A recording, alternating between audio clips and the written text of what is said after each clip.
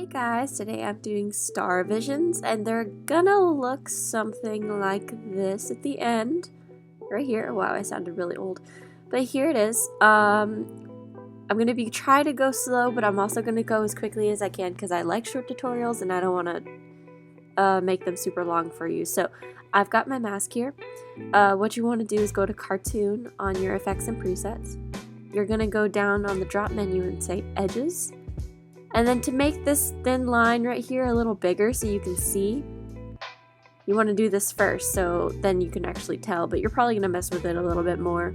You just go down here where it says edge in threshold and you bump it up a bit. Then I go over back to the effects and presets and I type in invert. And then on the mode down here, you change the blending mode. I don't know how you do it, but I changed the blending mode to either add or darken. Yeah, add. And you're gonna make a bunch of these, but this is how you first do it. You make another layer of this Tarzan down here, and you still add, but you just make another layer of him. So I'm going to, let's say we change this to overlay. Nah, we're going to keep it normal. Alright, now you go to 4, you type in 4, like the number 4. This got me off too, because I was like typing in the word 4, but don't do that. Type in the number 4, and down here it says the 4 color gradient. You pick that.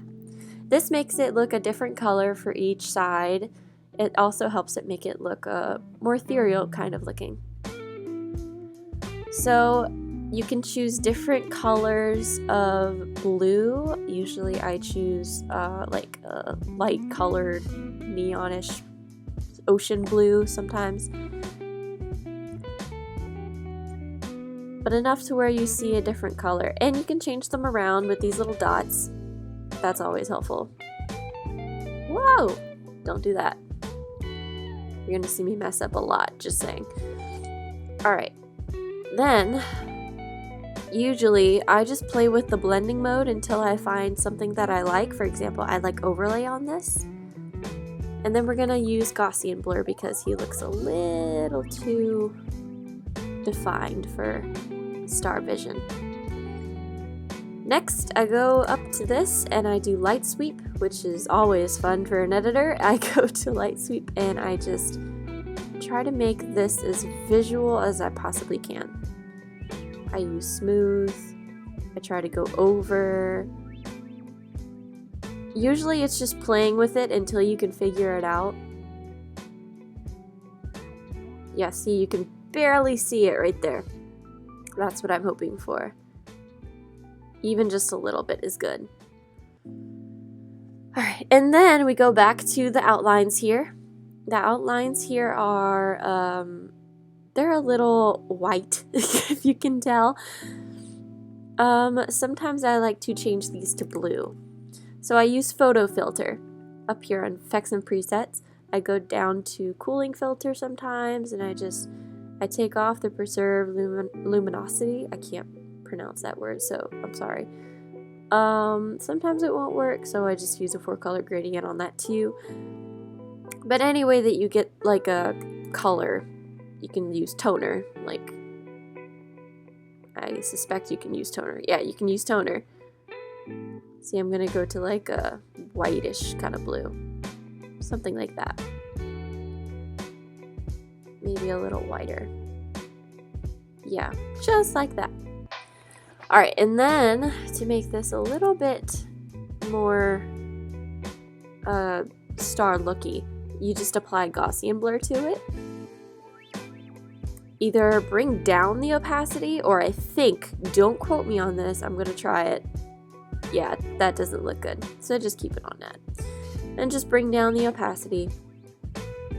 That could be like your base, and you can still mess with like the coloring and stuff. You can redo this and just take away the, where's it at? Here it is.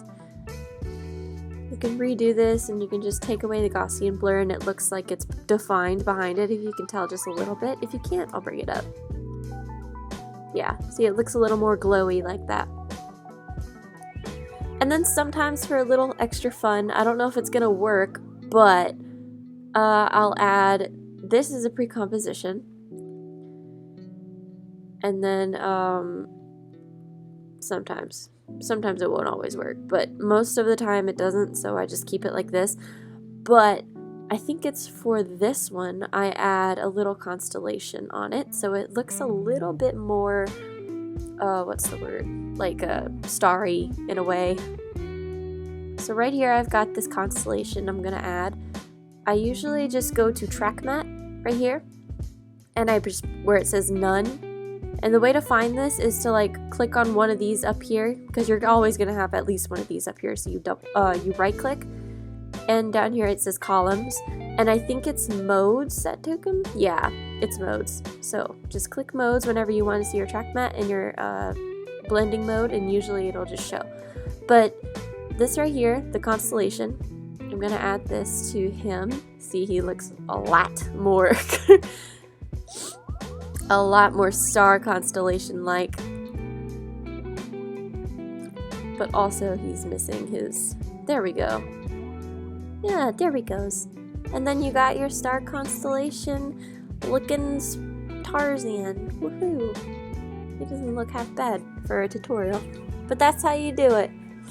And I just blurred this a whole bunch, so if you don't want to blur that, you can easily just take it off, but I find that it looks way better if it's blurred at least a little bit. So yeah, that's what I got for the Star Visions.